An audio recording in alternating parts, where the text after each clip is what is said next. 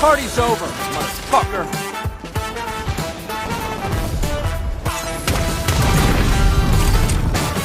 That one had to hurt.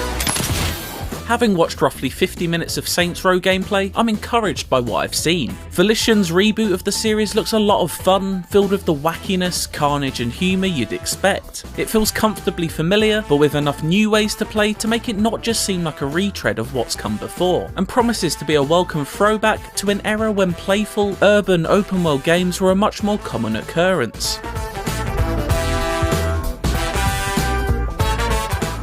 What can I say? The world is full of uninteresting people, and I'm not going to be one of them. The first thing that caught my attention was the huge emphasis placed on customization. Everything from your playable boss, a huge range of vehicles, arsenal of weaponry, and your base can be tailored to your own designs. Car customization in particular looks substantial, with everything from paint jobs to neon underglows available. The character creator is also extensive, giving players the option to create just about anything human-shaped their mind can imagine. You can also completely overhaul the look of your character at any time. Simply open the in-game phone app to perform the most advanced cosmetic surgery known to man. In a weird way, it reminded me of The Sims as you build a library of characters, each with their own backstory you've made up in your head to take control of. However, the setting is less SimCity and more Sin City. The world of Saints Row is a fictional depiction of the American Southwest, and looks colourful and bustling with life. The main city of Santo Ileso, a well-observed riff on Reno, Nevada, is a perfect example of this, as little vignettes play out as you stroll down the street.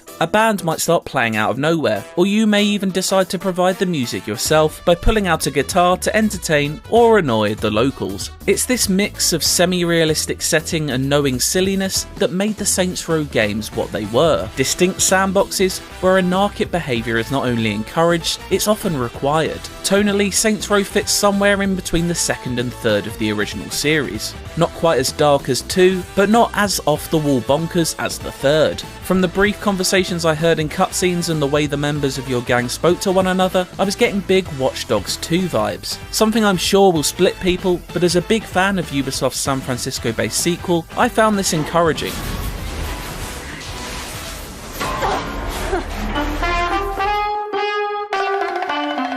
That said, Saints Row appears to offer a much more rural setting than you might expect. Large swaths of desert punctured with pockets of civilization fill the map, and it all looks pretty good too, as dust and sand is kicked up into every cactus you fly by. These large open areas look set to be where Saints Row's vehicles shine, with fully revamped driving mechanics which borrow from familiar favourites. Games from the mid-2000s were never shy of taking successful gameplay quirks and dropping them into theirs, and that legacy continues here. Sideswiping into other cars conjures flashbacks of Burnout on PS2, while ejecting from a speeding car, deploying a wingsuit and hijacking another is a staple of Just Cause. I've even seen hints of a Back to the Future style hoverboard. One thing Saints Row has always benefited from is its vast range of unique weapons, and that's no different here. I've seen guns that shoot bullets through walls as if they're paper, finger guns that fire bullets from giant foam hands, and my favourite, the Thrustbuster, a throwable football that sticks onto enemies and vehicles, sending them flying into the air before exploding into tiny pieces.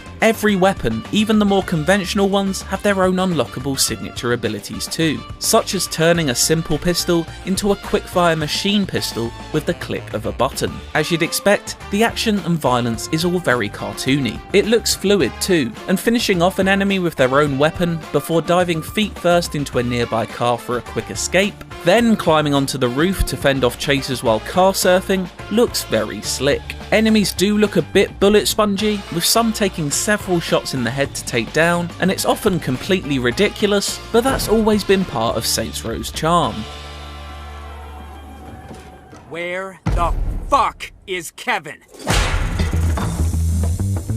There appears to be a ton to unlock, such as special moves like the Pineapple Express, in which you shove a grenade into an enemy's mouth and launch them at one of their friends, as well as skills and perks that let you tailor your style further. There's real variety in the enemies too, with each rival gang having their own fighting styles, units and mini-bosses. From what I've seen, activities are pretty standard open world fare. Randomly generated discoveries, like blowing the doors off of an armoured van to get the cash inside, provide moments of distraction, plus there are more scripted side missions. Main missions are as you'd expect from an open world of this kind. A lot of car chases, firefights, and the occasional big explosive moment. For example, borrowing a heavily weaponized helicopter to destroy a rival gang's facility before landing on the roof and infiltrating, further increasing your grip on the city. Then there's the modes which abandon story in favour of pure fun. One of these is Mayhem, a mode where you cause as much damage as possible within a set time limit. It's Saints Row in its purest form, and makes no apologies about it. Taking down other gangs looks like it'll take up most of your time in Saints Row though, as you gradually complete missions to increase your influence over the map by fulfilling the 14 separate business ventures available on your war table, each with their own series of objectives. New gameplay mechanics and modes such as Saints Row Classic Insurance Fraud and customization options unlock as you progress through these objectives too. There are also collectibles to find around the world too, some of which can be used to redecorate your church base, further driving home the point of Saints Row being full of character and encouraging you to stamp some of your own character on its world. There's a lot going on in Saints Row then, and all of it will be fully playable in drop-in and out co-op too. Whether it all comes together to make for a great time before its August 23rd release date is hard to know, especially as I'm yet to actually play it. From what I've seen so far though, I'm hopeful. Saints Row is looking like a fun throwback, and finger guns crossed, it feels exactly like that. For more on Saints Row, check out our latest trailer of the game, and for everything else, stick with IGN.